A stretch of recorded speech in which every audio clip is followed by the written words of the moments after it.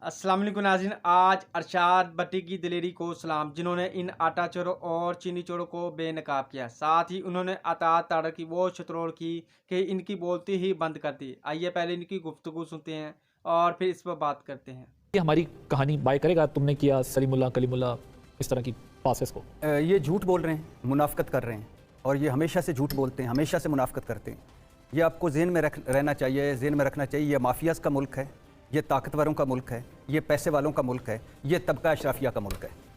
आज तारड़ साहब कह रहे हैं कि तोड़ें शुगर मिलों के दरवाजे। ठीक बात कह रहे हैं। और कब 15 महीनों में जब आपने ईवीएम ख़त्म की, नैब ख़त्म किया, अपनी स्लेटें साफ़ की, अपने भाई की नाहली ख़त्म की, बड़े भाई की, छोटे भाई ने, जिस दिन फर्दे जो टीटी से निकले, जाली अकाउंट्स, मनी लॉन्ड्रिंग से निकले, करप्शन मुकदमों से निकले, कितने शुगर मिलों के दरवाजे तोड़े आपने। और जिस दिन दरवाज़ा टूटा ना शुगर मिलों का, ये नहीं तोड़ेंगे। ये जिस नहज पे मुल्क चला गया, जिस नहज पे गरीब चला गया, मिडिल क्लास चला गया, सफ़ेद पोश चला गया है, गरीब चला गया, अल्लाह ना करे ऐसा वक्त है, मैं इस हक में नहीं हूँ, लेकिन जब गरीब तोड़ेगा ना दरवाजे, तारड़ साहब प्रेस कॉन्फ्रेंस करेंगे कि दरवाजे क्यों टूटे, क्यों टूटेंगे भाई। शरीफों की हैं शुगर मिलें, आसिफ जरदारी एंड कंपनी की हैं शुगर मिलें, इमरान खान के जो पुराने साथी थे जो छोड़ गए उनकी हैं शुगर मिलें। आपने कभी वो शुगर कमीशन रिपोर्ट पढ़ी जिसकी जरूरत या जिसकी गलती इमरान खान कर बैठे थे? 362 सफ़ात की वो जो शुगर कमीशन रिपोर्ट थी, जिसके वाजिद ज़ियाद सरबराह थे और जिसमें बताया गया था कि FBI ने भी जिम्मेदारी पूरी नहीं की, SCCP ने भी जिम्मेदारी पूरी नहीं की, स्टेट बैंक ने भी जिम्मेदारी पूरी नहीं की, ECC ने भी जिम्मेदारी पूरी नहीं की, वफाकी काबीना ने भी जिम्मेदारी पूरी नहीं की। और जिसमें बताया गया था कि असद उमर से लेकर उस्मान बुज़दार तक, खुसरू बख्तियार से लेकर हाशिम जमां बख्त तक सारे मुलव्वस हैं। और जिसमें बताया गया था कि ये उसमें प्राइम मिनिस्टर खुद भी होते हैं, क्योंकि अगर वो कैबिनेट को ऐड करते हैं तो प्राइम मिनिस्टर इमरान खान साहब भी जिम्मेदार हैं। मौजूद थे वफाकी काबीना उस हिस्सा होती है, वज़ीर आज़म समेत। अच्छा, फिर उसके बाद क्या हुआ? उसके बाद हुआ ये कि इमरान खान ने वजारतों में तब्दीली की। उसके बाद हुआ कि जहांगीर तरीन को ज़राअत की, वो जहांगीर तरीन जो कल इनकी नज़र में करप्ट था, डाकू था, चोर था, आज इस्तेकाम पाकिस्तान का हेड है और इनका ये सीट एडजस्टमेंट कर रहे हैं। अच्छा, जहांगीर तरीन को ज़राअत की टास्क फोर्स से हटाया गया, जिसके बाद जहांगीर तरीन ग्रुप वजूद में आया और जिसके बाद हमारी अदालतों ने, हमारे निज़ाम इंसाफ ने, बड़े बड़े वकीलों ने अदालतों में पहुंचे और जब शुगर कमीशन या शुगर कमेटियां जाने लगी गोदामों की तरफ तो स्टे मिल गए। इस मुल्क में बताएं मुझे, आपने वो एक फिक्रा बोला, दुबई और लंदन में बैठे हैं, अब आई वतन है भाई, वहां नहीं जाएंगे तो कहां जाएंगे? ओके, अब दो जुमले, अब वहां नहीं जाएंगे तो कहां जाएंगे?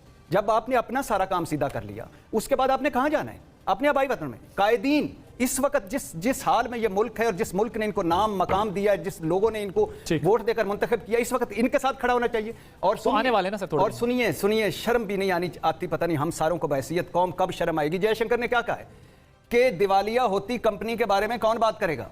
वर्ल्ड बैंक क्या कह रही है? अफगानिस्तान की मईशत पाकिस्तान से बेहतर, अफगानिस्तान की करेंसी पाकिस्तान से बेहतर, अफगानिस्तान में महंगाई 10% कम हुई है।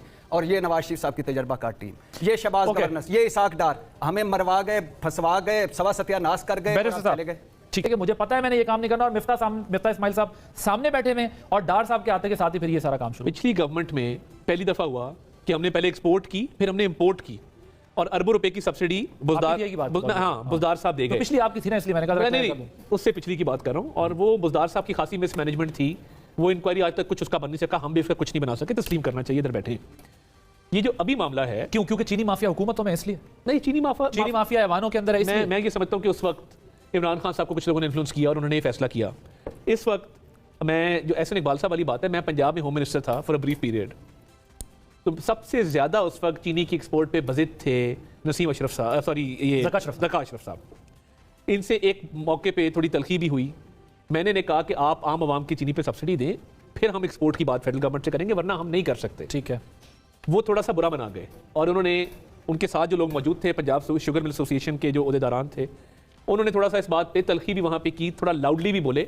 हमारी इंडोर मीटिंग थी और मैंने कहा जी मुमकिन नहीं है। सही है। तो एहसन साहब की बात अपनी जगह बजा है कि एक पार्टी ज्यादा पेश थी, मगर फिर बेसिकली जब आप ज़का अशरफ साहब की बात कर रहे हैं तो आप पीपल्स पार्टी की भी बात कर रहे हैं, सिर्फ शुगर इंडस्ट्री की बात नहीं कर रहे। नहीं, एग्जैक्टली मैं कर रहा हूं, वो दोनों को आप जिम्मेदार समझते हैं, वो बहुत पेश थे, मगर आप कह रहे हैं फैसला कर लिया तो फिर सबका फैसला कलेक्टिव। भट्टी साहब, जब आपने अपना सारा काम सीधा कर लिया, उसके बाद आपने कहां जाना है? अपने आबाई वतन में। कायदीन इस वक्त जिस हाल में ये मुल्क है और जिस मुल्क ने इनको नाम मकाम दिया है, जिस लोगों ने इनको वोट देकर मुंतखब किया, इस वक्त इनके साथ खड़ा होना चाहिए।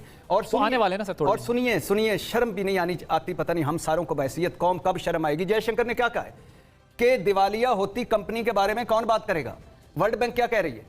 अफगानिस्तान की मईशत पाकिस्तान से बेहतर, अफगानिस्तान की करेंसी पाकिस्तान से बेहतर, अफगानिस्तान में महंगाई 10% कम हुई है। और ये नवाज शरीफ साहब की तजर्बाकार टीम, ये शहबाज गवर्नेंस, ये इसाक डार हमें मरवा गए, फंसवा गए, सवा सत्यानाश कर। नाज़रीन, आपने अरशाद भट्टी की गुफ्तगू में लाजवाब फरमाई, जिसमें आज अरशाद भट्टी ने अता तड़की वो शतरोल की कि उनकी बोलती ही बंद कर दी।